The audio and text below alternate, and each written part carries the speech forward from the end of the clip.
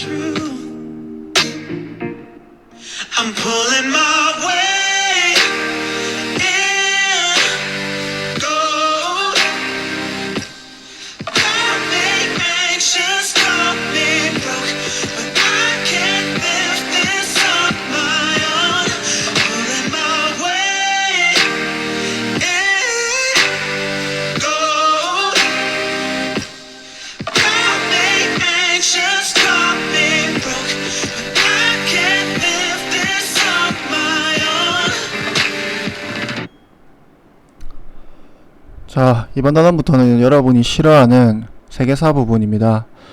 제1차 세계대전이고 아마 다들 이름 정도는 다 들어본 그런 사건이겠죠. 다시 세계사로 온 이유는 뭐냐면 이제 이런 1차 세계대전에 대해서 배워야 또 우리나라에서 일어나는 일들, 우리나라에 또 많은 영향을 끼친 사건입니다. 그래서 우리나라 역사를 이해하려면 먼저 제1차 세계대전에 대해서 먼저 이해해야 되기 때문에 다시 세계사로 왔습니다. 여태까지 우리가 배웠던 것들 잠깐 정리해보면 우리 4단원에서는 유럽에서 이제 근대 국가가 성립했고 민주주의와 자본주의가 이제 들어서게 되었죠. 그러면서 이제 이 다른 대륙으로 진출하는 제국주의 정책을 진행했다라는 거 배웠었고 그 다음에 5단원과 1단원에서는 이제 아시아, 아프리카 그리고 한국이 어떻게 그런 제국주의의 진출에 대해서 대응했는지 어떤 저항하는 측면과 또 근대화를 따라잡으려는 그 근대화 노력이라는 이 두 가지 측면에서 다 많은 사건들을 공부해 봤습니다. 자, 그럼 다시 6단원으로 와서 그러면 유럽이 이렇게 아시아, 아프리카들을 식민 지배 또는 뭐 진출하면서 유럽 애들은 그러면 계속 잘 먹고 잘 살았을까를 연구해보는 단원이 6단원입니다. 자, 일단 이번 시간에는 이제 제국주의 국가들끼리도 이 식민지를 엄청나게 이제 서로 더 많이 차지하기 위해서 경쟁을 치열하게 펼칩니다. 자, 이 경쟁이 어떤 결과를 가져왔는지 여러분이 파악하면 될 것이고, 그 다음에 1차 세계대전 이후의 사회가 이제 그 이전과 비교해서 어떻게 변했는지, 이제 지금 사회와 더 가까워지는 그런 부분들을 여러분들이 잘 파악하면 되겠습니다. 자, 일단 1차 세계대전 직전의 상황을 한번 살펴보겠습니다. 이 아까 제국주의 국가들끼리 치열하게 이제 식민지를 갖기 위해서 경쟁을 하기 위해서 이제 경쟁을 펼친다고 했죠. 그러면서 이 경쟁이 이제 어떤 동맹 관계를 이제 필요로 하게 됩니다. 왜냐면 자기의 식민지를 지켜내기 위해서 또 다른 나라의 탐나는 식민지를 뺏기 위해서 이런 이제 동맹 관계가 형성되는데 크게 두 개의 동맹팀으로 나뉩니다.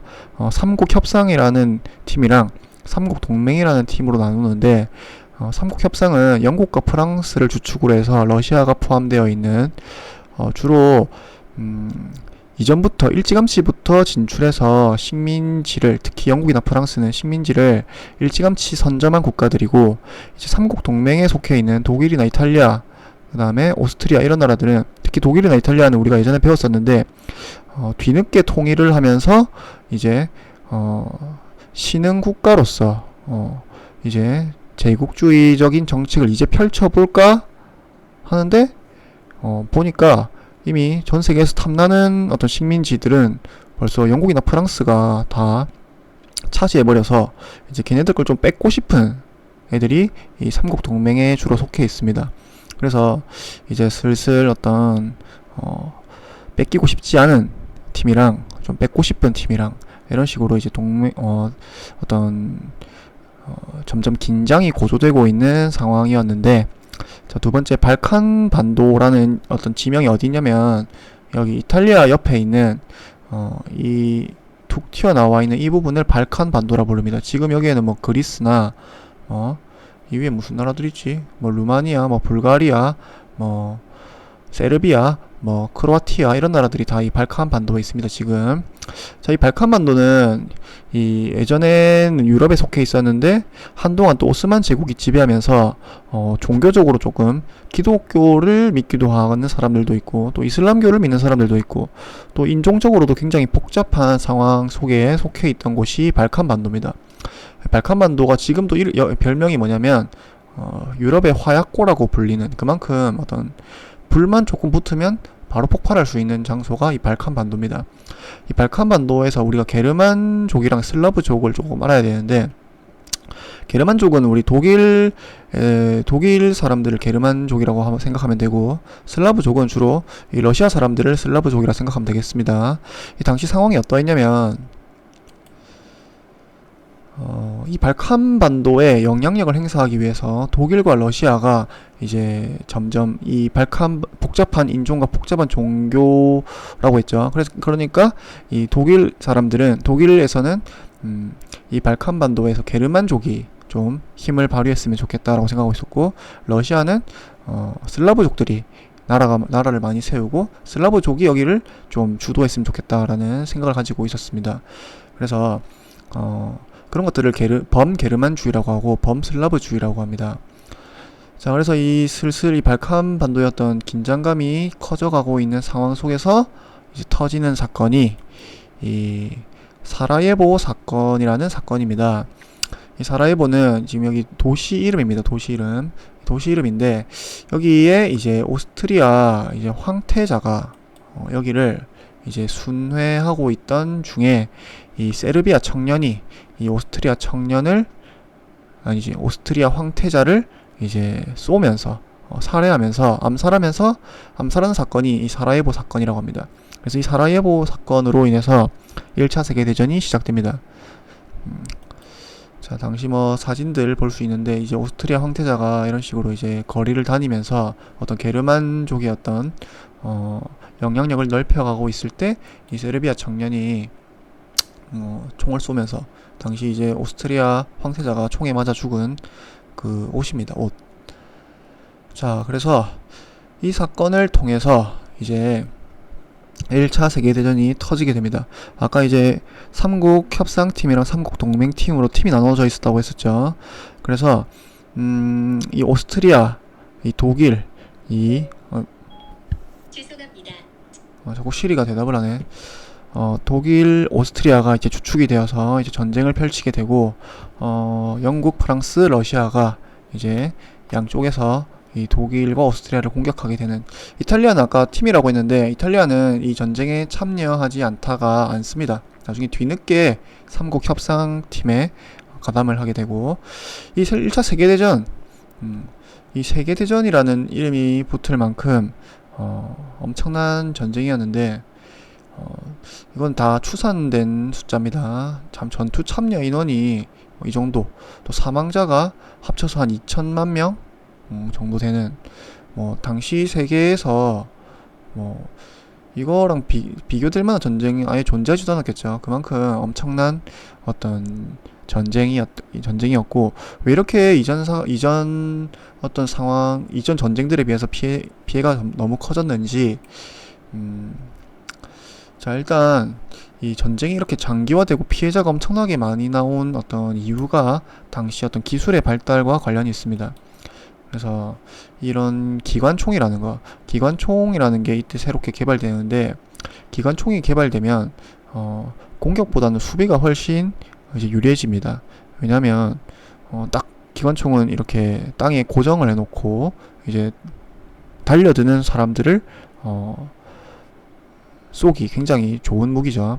그러니까 수비가 굉장히 유리해지게 되고, 이 전쟁이 장기화되는 이유도 이렇게 수비가 너무 유리해지다 보니까 이런 식으로 머리만 쏙 내놓고 수비만 하고 있는, 이걸 뭐라고 하냐면 참호라고 합니다. 참호. 여러분 군대 가면 많이 삽질할 테니까 잘 봐두세요. 이렇게 삽질하면 됩니다. 그래서 이런 참호를 위주로 이제 이 전쟁이 이어지게 됩니다. 그러니까 이제 여기를 뚫으려고 하면 기관총 세례를 받으니까 더 이상 뚫을 수가 없고, 그런 식으로 계속 왔다 갔다 공방만 펼치면서 전쟁이 엄청나게 길어지게 되는 겁니다. 자, 그래서 이 참호를 뚫기 위해서 또 새로운 무기가 개발됩니다. 이거 여러분이 뭔지 알겠죠? 탱크라는 거. 이 기관총을 막아내면서 이 참호를 뚫고 나갈 수 있는 새로운 무기죠, 탱크가.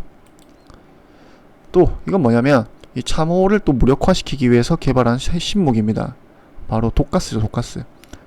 이 독가스를 막기 위해서 또 방독면도 개발되고, 이런 식으로 전쟁이라는 게 엄청난 이제 새로운 무기들이 많이 발명됩니다.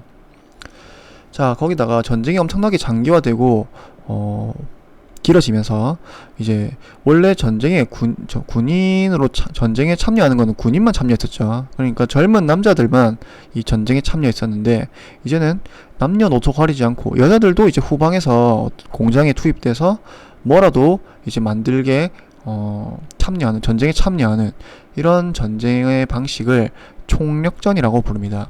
그러니까 1차 세계대전으로 이제 뭐 이런 전쟁의 양상도 엄청나게 많이 달라졌죠. 자, 그래서 이런 총력전이라는 개념이 등장하게 되었다라는 거. 총력전이라는 개념이 중요합니다, 여러분. 나중에 좀 이따 설명하겠습니다. 자, 이렇게 전쟁이 기나 길고 지루하게 이어지다가 이제 전쟁이 크게 변화하게 되는 첫 번째 요인이 미국의 참전입니다. 미국은 이제 대서양 건너에서 물건만 이제 무역 활동만 하면서 이제 큰 이득을 벌이고 있었는데, 이 미국이 주로 영국 측에 이제 어떤 군수 물자를 보급했습니다. 그러니까 사실 독일 입장에서는 굉장히 짜증나겠죠. 왜냐면 전쟁에 참여하지도 않으면서 한쪽 편에 이제 무역 활동으로 군수 물자를 지원하니까 이 미국의 어떤 그런 지원이 굉장히 거슬렸을 겁니다. 그래서 이런 걸 또 저지하기 위해서 이제 또 독일이 신무기를 개발해내는 게 바로 잠수함입니다. 잠수함이 이때부터 처음 전쟁에 활용되게 되었고, 당시 신문 기사를 보면 이 루시타니아라는 이제 미국 배가 대서양에서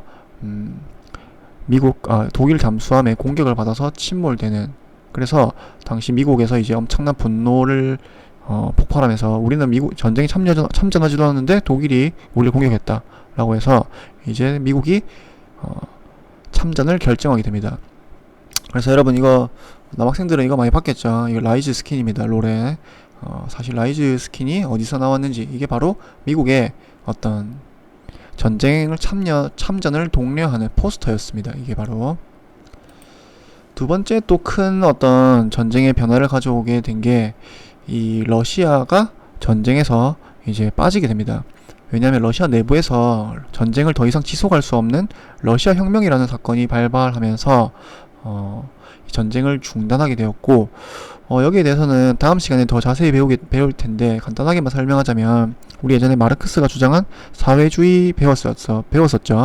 그 사회주의를 실제 현실에서 구현하려는 이 사회주의 혁명이 성공하게 되면서 이제 소련이라는 나라가 들어서게 됩니다. 그러면서 이제 러시아는 전쟁에서 이제 빠지게 되었고요. 자, 그래서 이제 1차 세계대전이 끝나게 되는 이유는 이제 동맹국들이 항복을 하면서 또 독일 내에서 전쟁 중단을 요구하는 혁명이 발생하면서 결국에는 독일이 항복을 하게 됩니다. 이 엄청난 전쟁을 이제 끝내기 위해 전후 처리를 위한 회의가 바로 이 파리 강화 회의에서 파리 강화 회의라는 게 열리게 되었고, 여기서 이제 윌슨이라는 사람이 윌슨은 당시 미국 대통령의 이름입니다. 이 윌슨이 민족 자결주의라는 것을 발표하는데, 여기에 대해서는 나중에 한국사 할 때 더 자세히 설명하겠습니다. 민족 자결주의의 내용에 대해서만 잠깐 설명하자면, 민족은 자신의 민족의 일을 스스로 결정할 수 있어야 된다라는 게 민족 자결주의입니다. 이게 우리나라에 어떤 영향을 미쳤는지는 다음번에 설명하겠습니다. 자, 그래서 이제 이 파리 강화 회의에서 이제 베르사유 조약이라는 게 체결되면서 독일은 모든 식민지를 다 뺏기고요, 배상금도 지불하게 되고, 그리고 이 이후에 국제연맹이라는 거, 더 이상 이 거대한 전쟁을 펼쳐서는 안 되겠다 라고 해서 이제 전후 평화 체제를 구축하기 위해서 국제연맹이라는 거, 여러분이 지금 UN이라는 게 세상에 존재하죠. UN과 비슷하다고 생각하면 되겠습니다. UN은 국제연합이라고 부릅니다. 이때는 국제연맹이라고 하는데, 이때는 미국과 소련이 참여를 하지 않았습니다. 이제 어떤 세계적인 강대국으로 떠오르는 이 두 나라가 참여를 하지 않았고, 또 어떤 자기들끼리 합의를 어겼을 때 이 합의를 어긴 국가를 처단할 수 있는 무력 수단이 존재하지 않았기 때문에 사실 실제로 이 영향력을 발휘하기가 매우 어려웠고, 결국 나중에 제2차 세계대전까지 제2차 세계대전이 터지게 되죠.